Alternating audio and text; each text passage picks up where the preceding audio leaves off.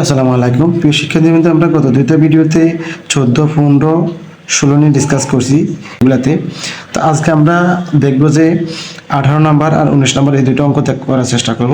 তো এই ক্ষেত্রে আমাদেরকে যেটা ফলো করতে হবে সেটা হচ্ছে 18 নাম্বারটা হচ্ছে আমরা আজকে 18 নাম্বারটার উপর বেশি ফোকাস করব। এটা হচ্ছে মিডল ফ্যাক্টর অঙ্ক। তো মিডল ফ্যাক্টরটা কত ইজিভাবে বা কত সহজভাবে করা যায়। এখানে আমি বলছিলাম যে তিনটা বৈশিষ্ট্যের কথা বলছিলাম। একটা হচ্ছে কমন যায় কিনা, সূত্র হয় কিনা, মিডল ফ্যাক্টর হয় কিনা, এই তিনটা বৈশিষ্ট্য এই অঙ্কগুলোর মধ্যে থাকবে। তো প্রথমত হচ্ছে মিডল ফ্যাক্টর করতে হলে আমাকে তিনটা পদ লাগে, যে এখানে আমার তিনটা পদ আছে। তো আমি এখন এই যে 18 নম্বর অঙ্কটা করবো 5.4 যে অধ্যায়টা আছে 5.4। তো এখানে আমার 18 নম্বরটা হচ্ছে এটা। 18 নম্বর অঙ্কটা হচ্ছে আমার এই যে দেখো এখানে প্রথম রাশি, আমি অঙ্কটা উঠাই 7x প্লাস কি 12, আর আমার দ্বিতীয় পদে আছে, দ্বিতীয় রাশিতে আছে x² প্লাস 9x প্লাস কত 20। ওকে, এটা তো আমি এখান থেকে কি করব, প্রথম রাশি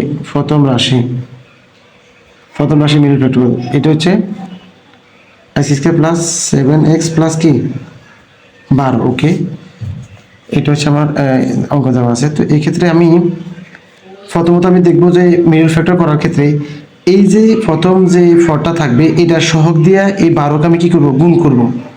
তো আমি যদি এটা সহগ ধরো এখানে কত কোনো কিছু নেই, মানে কি এক আছে, এক দিয়ে যদি আমি 12 গুণ করি 12কে 12, প্রথমত এখানে যে সহগটা থাকবে এই সহগ দিয়ে প্রথমে কি সর্বশেষ যে সংখ্যা থাকে এটাকে কি সবসময় কি হবে, গুণ হবে।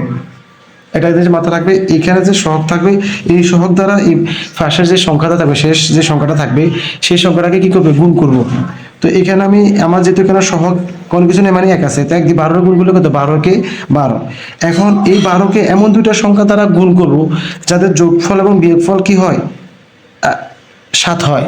তো আমি যদি দেখো আমি এই 6 দুগুণে কত 12 হচ্ছে, কিন্তু 6 এর লগে 2 যোগ করলে কিন্তু 8 হয়ে যাচ্ছে, আমার 7 হচ্ছে না। আবার আমি যদি 3 ছাড়া কিন্তু যদি দিল কিন্তু কি হচ্ছে 12, 3 ছাড়া 12, তাহলে 3 আর 4 যোগ করলে 7। তার মানে আমার এই দুটোটা কি হবে, প্লাস হবে। একটা জিনিস মনে রাখতে হবে যে প্লাস যদি থাকে হয় দুটোটা প্লাস, এই যে এই দুইটা সংখ্যা প্লাস করতে হবে, নাহলে বড় সংখ্যার সামনে কি হবে, প্লাস চিহ্ন দিতে হবে।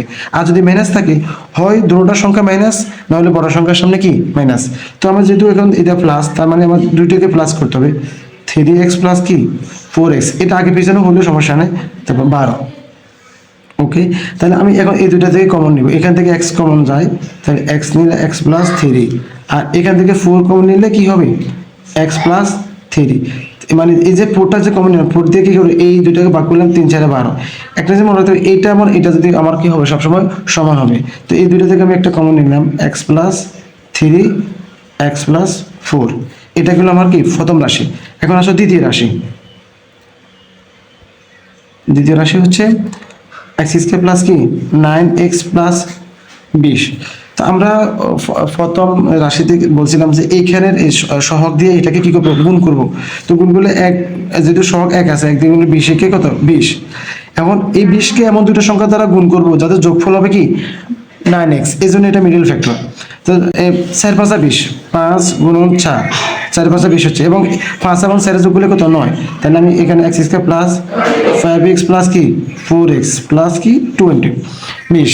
ওকে, তাহলে আমি এখান থেকে ঠিক এখানের মতো x কমন নিলে x প্লাস 5, এখান থেকে 4 কমন নিলে x প্লাস কি 5 থাকে, তাহলে এটা কিন্তু সমান। তো এই দুইটা থেকে আমি একটা কমন নিলে x প্লাস 5, আর এখানে x আছে, এখানে কি আছে 4 আছে, x প্লাস 4। এখন আমার নির্ণয় লসাগুটা কি হবে, যে উভয় মিতের নির্ণয় গ সাগু সমান, এই যে দেখো x প্লাস 4, এই x প্লাস 4 একটা কমন যায়, এটা হচ্ছে আমার গসাগুর ক্ষেত্রে।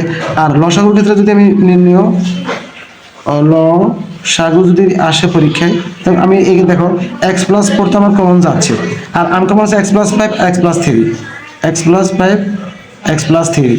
যদি আমার এখানে গসাগু নির্ণয় করতে বলছে তাহলে আমার হবে এটা, আর লসাগু নির্ণয় করতে হলে আমার কি হবে এটা।